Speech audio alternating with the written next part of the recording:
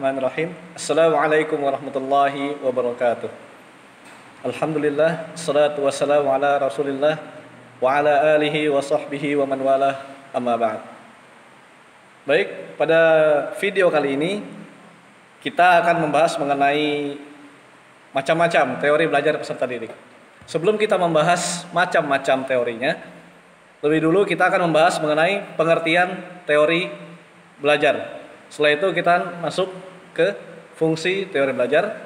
Lalu ada juga teori belajar menurut para ahli. Dan tentunya akan kita masukkan pembahasan inti, yakni macam-macam teori belajar. Oke, langsung saja. Tidak usah lama-lama, kita masuk pembahasan pertama, yakni pengertian teori belajar. Oke, pembahasan pertama yaitu pengertian dari teori belajar. Secara bahasa, teori belajar adalah terdiri dari dua kata, yaitu teori dan belajar.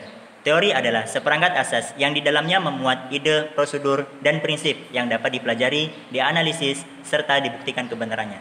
Sedangkan belajar adalah proses yang dilakukan oleh pendidik terhadap peserta didik untuk merubah keadaan peserta didik dari tidak tahu menjadi tahu. Jadi, dapat ditarik kesimpulan bahwasanya teori belajar adalah suatu teori yang di dalamnya memuat sistem, tata cara, urutan, dan pengaplikasian proses belajar mengajar yang dilakukan pendidik dan peserta didik, baik yang dilakukan di dalam kelas maupun di luar kelas. Pembahasan selanjutnya yaitu fungsi teori belajar. Secara umum, fungsi teori belajar adalah untuk mengetahui tingkah laku individu yang relatif menetap sebagai hasil dari pengalaman dan interaksi lingkungan. Secara singkatnya, berarti fungsi teori belajar adalah untuk mengukur tingkah laku peserta didik melalui proses belajarnya. Adapun macam-macam fungsi teori belajar diantaranya yaitu yang pertama yaitu membuat penemuan menjadi sistematis, artinya menjadikan penemuan-penemuan yang nampak sekilas tidak berhubungan menjadi berhubungan yang berurutan. Yang kedua, membuat pendeteksi dan prediksi, artinya dapat mendeteksi dari segi keuntungan dan memprediksi dari segi usaha-usaha apa yang harus dilakukan. Yang ketiga yaitu memberikan penjelasan, artinya teori ini mampu menjelaskan gambaran dan kejadian atau peristiwa-peristiwa tertentu. Selanjutnya yaitu teori belajar menurut para ahli. Yang pertama, menurut Winkel, belajar adalah proses aktivitas mental maupun psikis yang hubungannya dengan lingkungan dan interaksi yang aktif. Yang kedua, menurut Jamara, belajar ialah proses yang melibatkan dua unsur yang sangat berbeda, yaitu jiwa dan raga ketika mereka melakukannya. Yang ketiga, menurut Ernest R. Hilgard, belajar adalah proses di mana dari perbuatan itu sendiri yang dilakukan untuk membuahkan hasil dari tindakan itu sendiri. Kemudian akan menimbulkan perubahan yang nantinya akan menimbulkan perubahan pada diri seseorang yang pasti jauh lebih baik dari sebelumnya. Yang keempat, menurut Bauer, sesuatu yang dapat menghasilkan perubahan yang relatif dalam perilaku yang terjadi karena adanya beberapa pengalaman yang telah dialami sebelumnya dan juga latihan yang sudah dilakukan sebelumnya.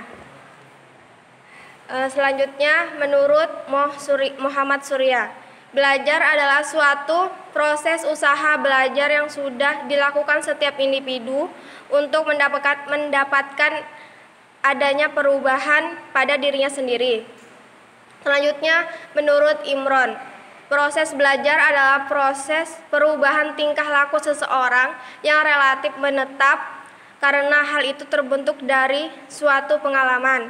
Selanjutnya, menurut Slameto, proses belajar adalah sebagian besar dari sisi psikologi yang mana perubahannya dapat dilihat dalam tingkah laku dan interaksi dengan lingkungannya. Selanjutnya, teori Vygotsky, proses belajar adalah proses di mana murid akan dihadapkan dalam tugas yang belum pernah dialami sebelumnya, tetapi hal itu masih dalam zone of proximal development atau sistem berbagi tugas. Selanjutnya, yang terakhir, menurut Thorndike, proses belajar ialah proses pembentukan hubungan antara stimulus dan respon. Itulah beberapa ahli yang mengemukakan pendapatnya mengenai teori belajar. Pada intinya dapat disimpulkan bahwa belajar merupakan proses yang terjadi antara pendidik dan peserta didik yang melibatkan unsur fisik dan mental yang bertujuan untuk mengubah keadaan peserta didik dari yang belum tahu menjadi tahu. Ya. Baik, setelah tadi kita membahas mengenai pengertian teori belajar, kemudian kita masuk ke fungsi teori belajar. Setelah itu ada juga teori belajar menurut para ahli. Maka kini kita akan membahas pembahasan inti, yakni macam-macam teori belajar. Ada 5 macam teori belajar yang akan kita bahas pada video ini, yaitu diantaranya kognitivisme, konstruktivisme, behaviorisme, kemudian humanistik, dan yang terakhir teori sosial. Yang pertama tadi adalah kognitivisme. Singkatnya, teori kognitivisme ini adalah teori yang melihat perkembangan peserta didik melalui kemampuan pengetahuannya. Nah, jadi teori ini merupakan teori yang paling banyak dipakai oleh perguruan-perguruan tinggi ataupun sekolah-sekolah di Indonesia. Kemudian yang kedua yakni teori konstruktivisme. Teori konstruktivisme ini tadi kebalikan dari kognitivisme. Jadi kalau kognitivisme melihat perkembangan peserta didik melalui pengetahuannya, tapi kalau konstruktivisme ialah melihat perkembangan peserta didik melalui pembangunan prakteknya. Jadi ini lebih dipakai di SMK atau kejuruan-kejuruan di Indonesia. Kemudian kita lanjut, yang ketiga yakni tadi behaviorisme. Teori behaviorisme ini melihat perkembangan peserta didik melalui perubahan tingkah laku. Jadi lebih kepada moral, kepada akhlaknya. Nah, seperti itu. Kemudian yang keempat ialah teori humanistik. Teori humanistik ialah singkatnya memanusiakan manusia, yaitu menggali potensi diri. Kita mengetahui jati diri kita, kemudian kita gali potensi yang ada pada diri kita. Nah, seperti itu teori humanistik. Dan yang terakhir adalah teori sosial. Saya rasa teori ini merupakan teori yang paling memiliki banyak kelebihan, ya. Seperti misalnya lebih cocok dipakai di tingkatan manapun. Nah, itu. Karena teori sosial ialah teori yang menekankan untuk mengamati keadaan sekitar dan tingkah laku di sekitar kita. Ya, demikianlah tadi penjelasan singkat kami mengenai macam-macam teori belajar peserta didik. Nah, bagaimana teman-teman? Mulai dari pengertian teori belajar, kemudian fungsi teori belajar, terus ada teori belajar menurut para ahli, dan tentunya ada macam-macam teori belajar peserta didik. Bagaimana? Apakah kalian sudah paham?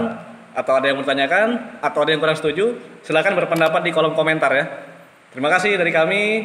Mohon maaf bila ada kekurangan. Assalamualaikum warahmatullahi wabarakatuh.